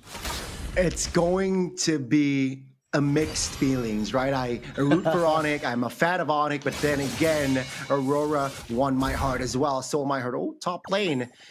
Severo is losing on the trades here against Sigibum. Yeah, a lot of early game damage, especially from that Granger. They're keeping the cannon minions away, but bottom side. That's an ejector that will claim Lunar's life there. A good flicker spent from Keyboy. And yeah, they will fight later on for that turtle without a flicker from Lunar. A pretty tricky situation, especially from the side of Aurora Turkey. You have an aggressive draft, but try to play it to your strengths. TNZ trying to go for Kyrie though, might not be able to chase him down. All quiet and dandy, just a kill. Differentiates them, and let's see here. Apex though will be jumped on, force him to use that flicker. So no flicker for not just Lunar, for Apex 47 as well. Keyboy uses flicker as well too, but let's see here. Rosa needs to be careful. Okay, they will not jump on towards Rosa just yet. Turtle already spawned up. Doesn't look like Aurora wants to fight with this, and this is why I think Hanzo would be a very tough option right here, because then Kyrie knows that, okay, this TNZ is going for that trade. He wants to be able to get away safely. The Keyboy. Oh, I'm not sure that he will be okay. TNZ locks him down, but TNZ took a little bit too much time there with the ulti and will get punished. Keyboy with the trades. A roam for a jungler, not a good trade for Aurora. Yeah, I think he's just timing the external body a little bit too long as of this point, but For Onyx, though, this is a very good rotation coming in from all of the members of the team, especially Ryota, who's always present, taking down the bottom side. But hold on a second, in the jungles, TNZ got his eyes set on Keyboy. Want me to take him out. But then again, like I say, Aurora Turkey are playing things a little bit too aggressively. Go and play, have a little bit more patience on that. It rolls up. Oh, that's Apex though. Caught. That's the ult already used. Keyboy taking heat from the turrets. TNZ now looking to perhaps an attempt on towards an assassination. Doesn't really find the range just yet though. That's Kyrie just farming. Apex is low. Gotta be careful. TNZ level 6, Kyrie level 7. Now, it does look like Aurora Turkey scrambling a little bit, trying to hold the line. I think it's more of a late game that they're gunning for, but TNZ really needs to try to get that snowball. As much as he got one kill, will not be easy for him to get a sizable snowball if he keeps dying. That's an ejector on towards Rosa. No chance that he will survive that. That's gonna be Ryota with the glorious pathway. Good stun. That's a knock-up though on towards Keyboy. That's a trade. A roam for a mid for now, and that will be Aurora disengaging from a fight. Turtle is up, and let's see here. Onyx, will they be able to shift their gears on towards the next objective? Severo's already there. I think it makes it easier because Suyo is able to just burst down and blitz the turtle up. And TNZ needs to be able to find some time to get in through that rock wall. Will be a little bit more difficult for him. Will decide to give that up as Onyx is 1,000 gold ahead of Aurora Turkey. Not much, but enough to keep Onyx afloat. Definitely. And you can see here, a gold gap is, you mentioned, not that much. Aurora, though, a lot of opportunities still here, right? Waiting for that mid-game power spike here to perhaps cause havoc, cause damage on towards the Onyx composition. And let's see here. As of yet, Sigiboom is still very much okay, though. Untouched, unkilled, right? Perhaps a kill or two might get the ball rolling for Sigiboom, but they're also not taking any risks. Yeah, I think Aurora can't afford to take any risks at all. You got Apex 47 trying to get that Tsunami Slam into the turret, though. Oh, that's an opportunity for Sigiboom to get the kill, though. That's also an outplay from the side of Apex there. Keyboy a little bit too hasty on that unstoppable force, and that will be punished. So Aurora taking things a little bit slow. I think they need to be able to wait to critical mass. Sigiboom already built that Sky Piercer. You might be looking for a little bit more team fights, more skirmishes around the map as Onyx try their desperate best to stay late game. They've got the Sicilian, so just wait and pray that Aurora Turkey gets a little bit aggressive and we can take them down. Slowly but surely here. Onyx seems like they will slow down their pace as well. And all spells are up here for all 10 members. The last turtle will be up, and we might see TNZ this time contesting the neutral objective. Oh, Luna getting chased down by Ryota and Keyboy, but they choose to go for Rosa instead. Glorious Pathway really laid down, but they touch and go. Touch and go for now, but Lunar seems to have other ideas. TNZ jumping in. Not enough damage all towards Keyboy just yet, though, as, yeah, he is low now. Glorious Pathway 2. Re-engage. Rosa flickers out of danger, but no, Kyrie denies it.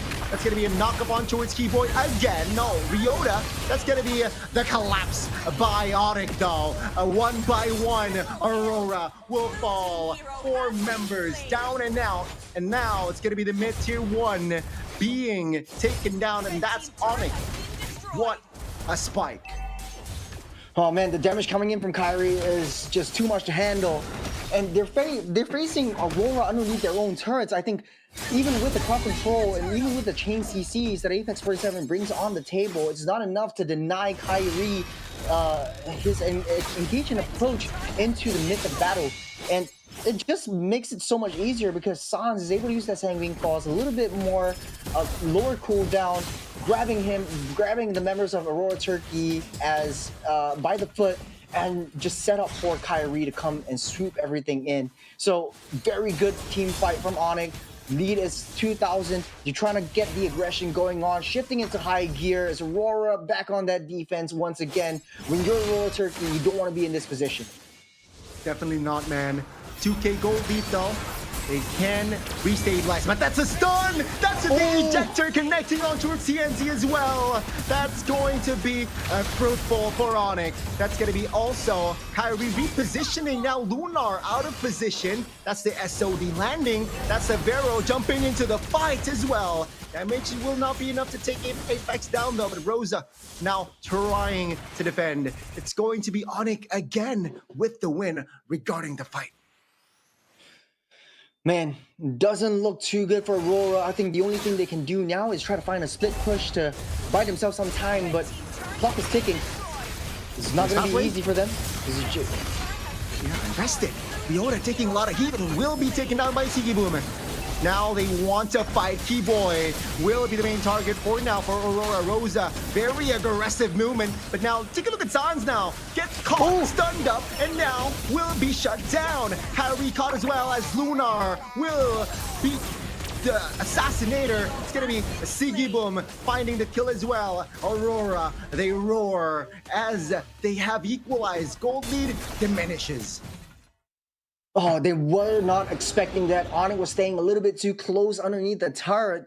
And Apex 47 took that opportunity, pulled Keyboy into the fray, and then the rest of the members, especially Sigibum, having the damage already, taking Sans down. And I think Sans, again, the understated, underspoken hero of the team, created so much opportunity for Onyx. But hold on a second, Lord fight.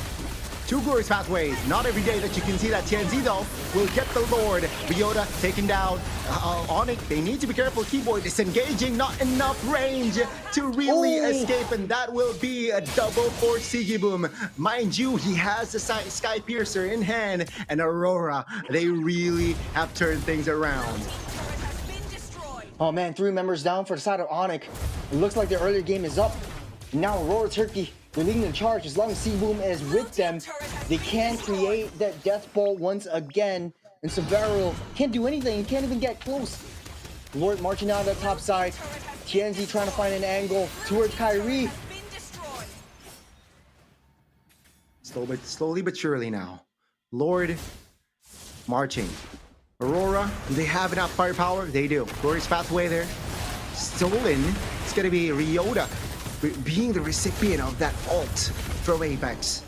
That will be the Lord, and the Holy Shield, Holy Defense top lane will still be active. But, I mean, mid is going to... All tier 3, all base turret is still alive though for Onyx. Yeah, no boom, no holy defenses being popped by Aurora, but that's the biggest lead that Aurora had in the 2 games that we had so far. The Keyboy 1-6-8. It's not having a good game, and so does Severo 0-0-0 so far in the 11th minute mark. But now I think it will be difficult for Onyx to try to get into that back line. Let's take a look at the replay real quick. That's double glorious pathway. They try to slow the approach, and Kyrie is not there yet. And I think Aurora Turkey, taking advantage of the lack or absence of Kyrie, tries to go in for the Lord fight and then retarget prioritize into the loose members of Onyx. But coming in again. Oh no, Severo got caught! That's not a good sign. Onyx, Ryota now isolated and taken down by Rosa. 2 members, 2 important members taken out. Here is Aurora now. They are just in control of the economy of the map and also the pressure. Well, Sigaboom is just popping off left, right, and center. You get the mid wave already pushing in. As long as Sigaboom is able to be defended by Apex 47, that might be a huge opportunity right there. That's a flicker, that's a set from Apex. Kyrie, though, will find the kill, but it's still going to be Kyrie and Severo now trying to defend. That's a SOD. Okay, Severo will not commit to that, but that is already a win for Aurora, right? Getting the mid turret down. 15 seconds is the countdown to the next Lord, and I don't think Onyx is in position to do a contest. Yeah, I gotta say, it's gonna be super difficult for Onyx to come back on this, especially since Severo needs to come online. But right now, Sigiboom is just popping off. And like I say, he's reached critical mass. He's got 6 stacks of Sky Piercers right now, and it's easy for him to get easy executions onto loose members of the team, and that's how Aurora likes to play it. Apex 47 body blocks the rest of them coming into fray, and it just looks like another fight gonna come through. Yeah, let's see here. Keyboy Lucas jumping in. Immortality popped for Keyboy. Keyboy will not be able to survive out of that Skypiercer. Yoda, the next casualty. Kyrie, terrified! And that's gonna be Sigiboom collecting the triple kill. That's gonna be Wind of Nature, though, trying to survive as Severo will not be able to see the sun. Aurora really bashing. Now they got to clear the mid. They're looking for the end as Ryota Keyboy will be up in 10. Can Suns defend? Aurora sail up with 5. Sigiboom has immortality in hand, with Cecilia now desperately trying. But ladies and gentlemen, it does seem like Aurora got the better of the yellow porcupines. In the battle for a high-stakes game, Onyx made it to the playoffs, but Aurora Turkey won the bragging rights and won the hearts of our fans. This is where it's at. As much as you can see it on their faces, very upset about how things played out. They tried their best, and that's all we got to say. They tried their best. It's so tough now, right? Again, Aurora Turkey, what a show, what a display. 13 minutes. That's relatively a fast game there, right? And Onyx, they got dismantled. Aurora, they were able to crack the code of Onyx, and it seems like in this game, Lunar on that Lucas was pivotal, was crucial. 21-11. I gotta say though, Sigiboom, huge props to him. If it weren't for him in the mid to late game, this wouldn't have happened. Aurora was playing on the back foot the whole way, and I was doubting a little bit on that Hanzo because he find it hard to get into that back line to take Sans out. Kyrie was always there. Keyboy was always there to try to push him back. But at the end of the day, Sigiboom's damage came through. He was popping off, and he really did. But on the other side of the table, though, Gani, just what happened to Severo? 0-2-1, and he was losing the lane right from that get-go. Onyx had the upper hand the entire way around, but losing one lane just snowballed the entire series towards the favor of Aurora. Yeah, I think Severo, it was hard for Severo, right? Because technically, usually, okay, game 1, Moskov, he want to give space to Severo to clear the far lane. But what happens when you got a Lucas? What happens when you got TNZ on that Hanzo? You're going to be insecure, right? Clearing, controlling that far lane. And I feel like that's why Severo was, I guess, played a little bit laid back here in this game. And you can see that Severo wasn't too comfortable in showing in the mini-map. And that is the effect that the Hanzo can bring. That is the effect that the Lucas can bring.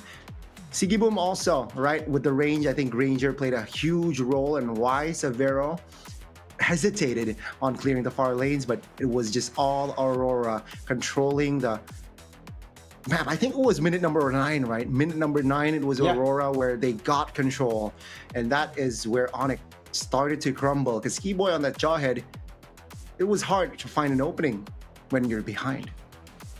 To be honest though, I think we will see this in the replay, but there was just this one base defense that caused Sigiboom to really pop off. He bought the Sky Piercer. He didn't have any kills as of now, but once that engage from Onyx went a little bit too haywire, that's when Sigiboom really came in strong. And I think Lunar was right there as well to try to defend against any entrance into Sigiboom's area, and Apex 47 using the Tsunami Slam defensively instead of always going in for the kills and going in for the nice little setups.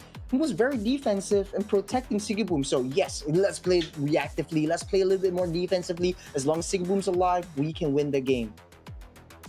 Sigiboom, yeah, also an imperative presence. It gives you I guess just intimidation effect, right? When Siggy Boom, the stacks were, you mentioned earlier, it was 6. And yeah, you cannot really get too complacent there on the positioning. And I guess on it, they got greedy. Taking on that purple buff, last fight there, they got a little bit too greedy there, Churros. And if they decide to, let's say, let go of that purple buff, I think we are still in the game.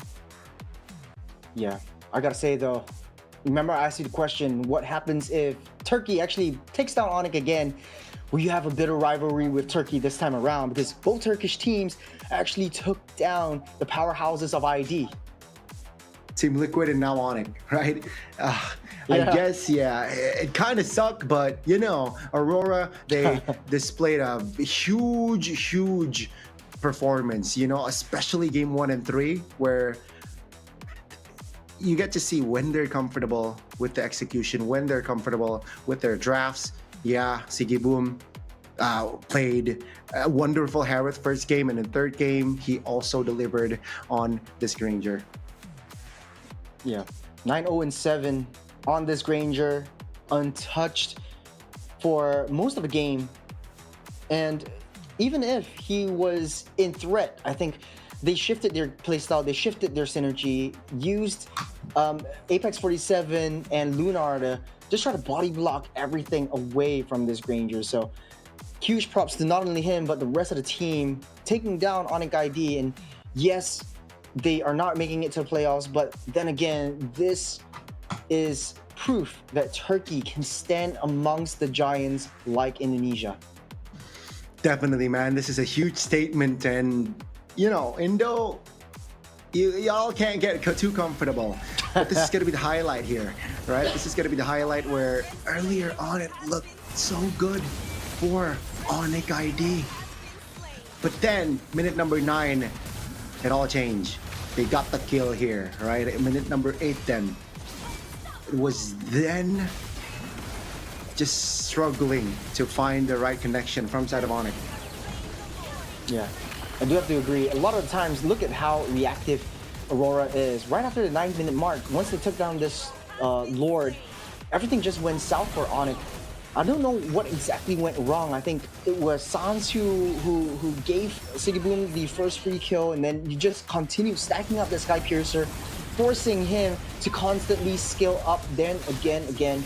And look at how well they're defending Siggy Boom. They know that, okay, I'm going to be protecting the president. I'm going to be protecting Siggy Boom. Once he is alive, he can just do his thing. And he's like an Asian from afar and just dealing that damage onto Kyrie, Ryota even, onto Hylos. Something as thick as a Centaur Hylos is so hard to fathom at this point. So really good game, really good comeback even for Aurora Turkey. And I would think, like you would think as well, you have a Sicilian on your team, you play to the late game, it's your game to win. But now it's Granger who brought them the victory. Definitely, man. You can't really outrange a Granger, especially on a Sky Piercer who has almost full stack there. Yeah, Aurora, what a performance, what a run from the Turkish team. I can't wait to have a call and talk to one of the players. Well done. 2-1 Onyx. Well played. Yeah, I gotta say though, this is gonna be a really tough, tough road, especially for Onyx going into the playoffs. And I think at the end of today, at the end of our show, at the end of our stream, we might be able to see Onyx. We might be able to see who makes it to the playoffs. Everything is going well so far, so good. So in Group A, let's break it down now. Onyx PH going in as the top seed, Liquid ID, and then Bigatron Esports. For Group B, RRQ, Hoshi, Team Falcons, and Onyx. But before we let Aurora go, let us have a short interview with Siggy Boom. So let's bring him on the board right now. Hey Siggy Boom, how are you? What's up? Hello, I'm good. Hey, how are you guys? Lunar. Good. Good. Yeah. So we're gonna start things off. I mean, you must feel good about yourself winning against Onyx, but unfortunately, though, I have to be the bearer of bad news. You guys not making it to the playoffs really kind of sucks, especially for us because we want to see a team that is not Southeast Asian like we always see going into playoffs. And I gotta ask you guys, what's next for Aurora Turkey and what more can we expect to see out of you guys? Sırada ne var ve bizden yani Aurora Türkiye olarak sizden ne beklemeliyiz diyor. It was unfortunate tournament. We could we could qualify to playoffs, but it was kind of unlucky. It's just one match. We're just one match away from the playoffs, but it is what it is. It is what it is, man. Please keep your head up, you know. Please keep doing what you're doing because I feel like Aurora can definitely go far next international tournament. Please stay confident. But CD Boom, you know, what the heck happened, right? First game, third game, you went I think you went deathless, right? First game, Harith deathless. Third game, also deathless. Was it an automatic win? Let's say, okay, you know what? Granger Harith, I'm that confident. What's usually your course of action is what I'm asking. Hiç ölmedin diyor birinci ve üçüncü maçta. Yani bu çok rahat olduğun hero'lar mıydı gibi bir şey diyor. Tam anlamadım. Yani çok rahat olduğum hero'larda kazanacağımızı da biliyorduk ama şanssızlık yaşadık maalesef. He said, I'm too confident on these heroes. We know that we're gonna win, but it was unlucky. Yeah. It was. Okay, now the difficult question is in game number 2, you guys one win away. What the heck happened and what was your thought process going in and facing against Onyx? And this isn't the same Onyx like you faced in game number 1. They just came back so strong and so dominant. I mean, they came back strong and dominant, but it's not because they're good. It's because we played bad. You played bad. Okay. Yeah. Okay, so was it, you think, okay, let's, I'm still talking about the game too. Was it the drafts? Was it the execution? Was it that early game? Was it that first blood where you guys started to crumble? Or what do you think? It was not draft. Our draft was better. We should won, but we trolled the early game. We didn't wait for each other, and we lose. The Joy got snowballed too much. We couldn't stop her. Yeah. Yeah. Well, honestly, though, a huge still congratulations to you. You really proved not only to yourself but to the world around you. And I think Gani really hates you guys at this moment. He hates the Turkish team because you guys keep winning out against the ID teams. So props to you on that. I really can't wait to see what you guys bring to the table in the next big international tournament. But before we let you guys go, anything to the Aurora fans? Any last words to the Aurora fans all around the world? Herhangi bir şey demek istiyor musun Aurora fanlarına? Yani Aurora fanları başaracağımızı bilsinler. Dede gibi konuşacağım biraz ama çabalıyoruz beyler, çabalıyoruz maalesef ama başaramıyoruz. Olmuyor. Zaman kısıtlı. He said, for our fans, keep supporting us. I will talk like grandpa, but we're gonna make it one day, he said. Oh, please do. Yeah. Please do. You guys, honestly, a very young team. We talked to Bad Galsef yesterday, a very new team, but it really shows that you've been playing together for like maybe 20 years or so.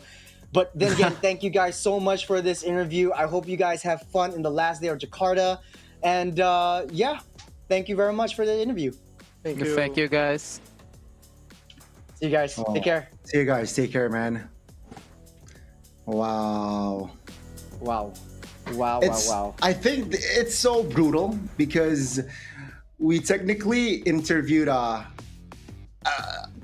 victor, but it doesn't feel like they won that match. You know, it feels like that team just lost, and you can understand why.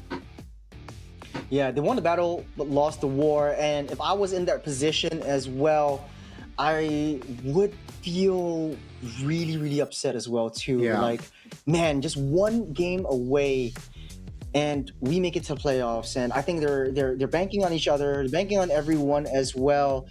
But man, it is so hard. It's so hard to you know, be in that position. Just one more game away. And even though they won the last game, it was still lost in their books. And you can see the face of defeat even though they won right after the match. So man, for a Turkish team to come here on the big stage and stand amongst on the mountain amongst titans like ID, amongst PH. It just really goes to show how far MLBB has come all these years.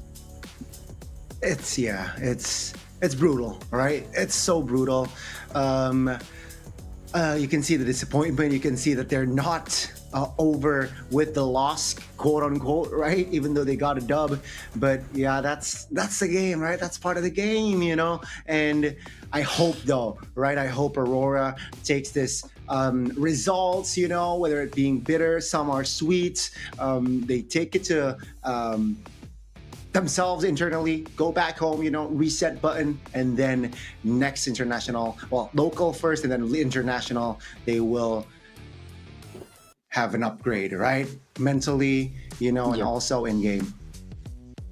You know, I'll tell you this. I think EU Mena's server is going to be blowing up after this because right after Papa Supermassive beat TLID earlier on, and I know you're sad about that, and Aurora Turkey beating Onyx today, there's going to be a lot of eyes, especially on Turkey. But I want to give a huge shout out to Snapdragon Elite Gaming when gaming matters.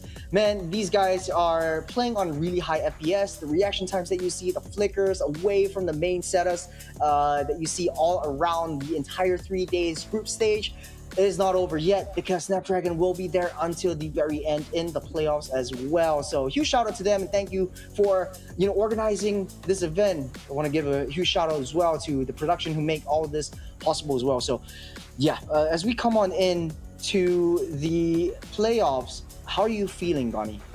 You know, I feel excited, nervous. You know, I'm sure a lot of ID teams made it through, but who will be the victor? All right, we will get to see the conclusion very, very soon. You know, the PH teams, they're strong. You know, it's going to be very excited, but yet, of course, nerve-wracking because I want to see personally, of course, an Indo v Indo final. Then I'd be like, okay, you know what?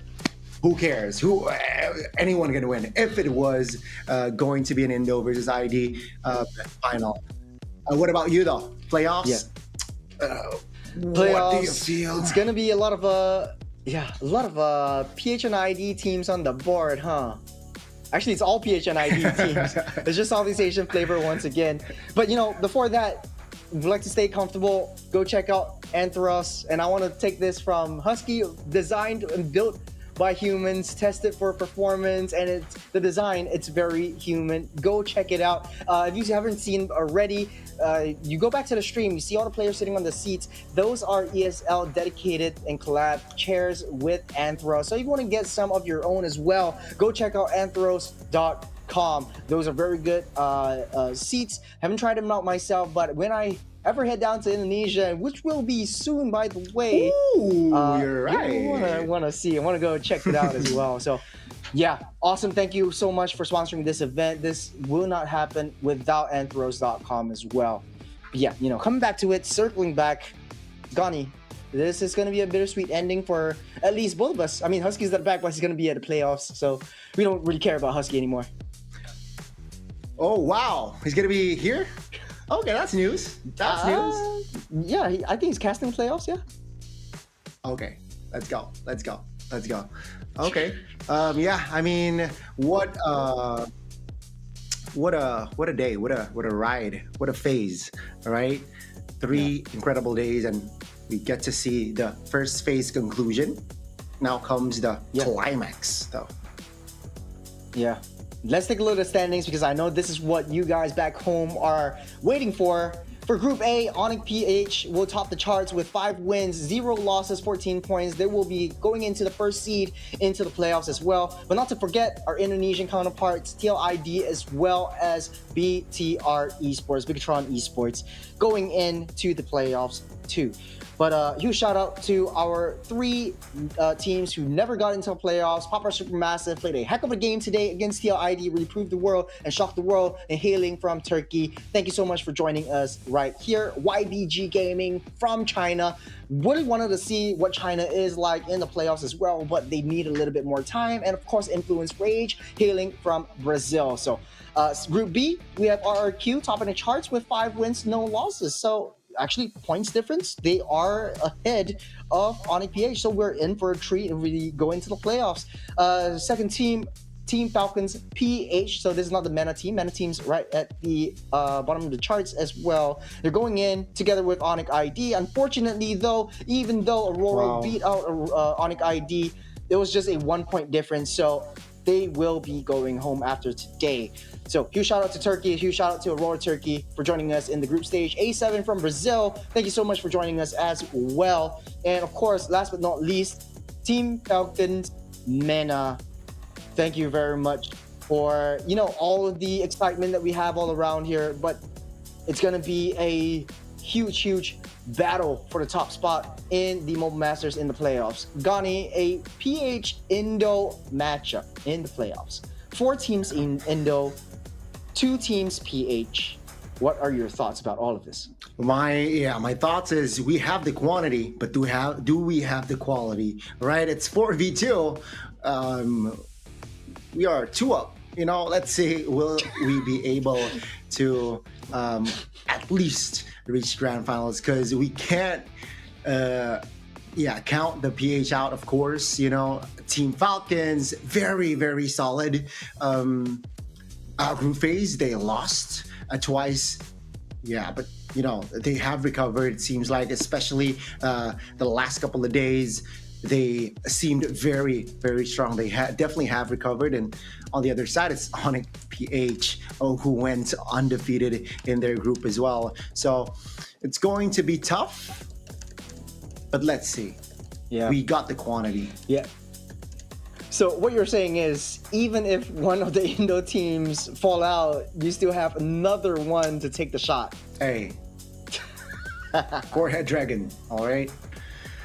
Yeah, but I think as they're getting the playoffs bracket ready, and I do want to see who faces off against who, and I think I don't want to spoil myself because I have the numbers on the back slide. But man, I think if my prediction is correct, I think it would be Falcons, Onyx PH, and Onyx ID in one. No, okay, I don't want to say anything because I'm gonna get blasted and canceled on social media. So,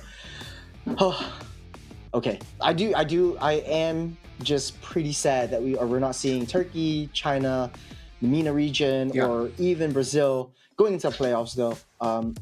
Really unfortunate. Especially in this aspect, especially for Aurora, right? You see, like let's say the 5th and 6th, 3-0 points. They're so far, you know, on advancing, but 8 points, you know, that feels rough because you're close, but it's just not enough, you know. It's what they say. Yeah. Almost is never enough, man. Yeah, win the battle, but not the war. To be honest, though, I'm really excited to see how things are going to play out when they go into the next international tournament. And I think it's going to be MSC right after the MPL kicks off for all the regions. And once that is done, I want to see how far they go. Want to see how far they take their experience out of SPS Mobile Masters and into their own country. So the playoffs bracket is here. Let's see how things go down. So Falcon PH versus BTR in the quarterfinals. There's going to be a best of 5, by the way. So best of 5 in the quarterfinals. Then loser gets immediately eliminated. So no extra life for whoever loses. So if Falcons win this one, they'll go into the semifinal and face up against Onyx Philippines.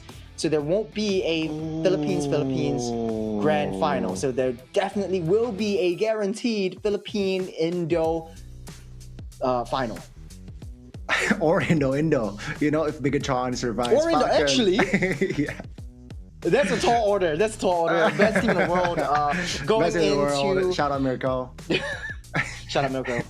But yeah, again, so at least one bracket will be filled by no, but it will be bloody, you know, because we will have a civil war then, right? Potentially, let's say if Team Falcons wins against BTR, it will be a civil war against Onyx Philippines, and from the get-go, TLID going up against Onyx, it's going to be a civil war already, and then RRQ, they're waiting. Single elimination, best of 5. It's going to be very bloody. Oh, awesome. Awesome. Can't wait for the playoffs to be happening, but we will have a break and then we will kickstart things off in one day after. I think it will be on Friday as well. We'll have some of the casters fly over to Jakarta.